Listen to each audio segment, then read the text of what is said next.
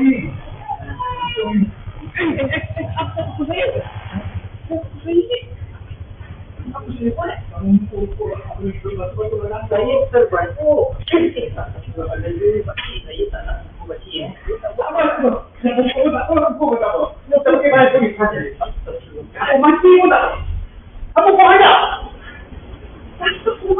Kalau kita pergi, saya pun lagi buat. Saya tak baca ini. Apa nak sabar? Orang macam ni, kau hantar macam ni, kena hantar dulu. Jangan tengok muka dia, kau konjol.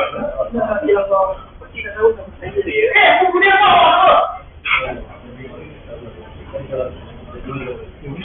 Mati lah ni. Kau ingat, aku tak tahu orang muka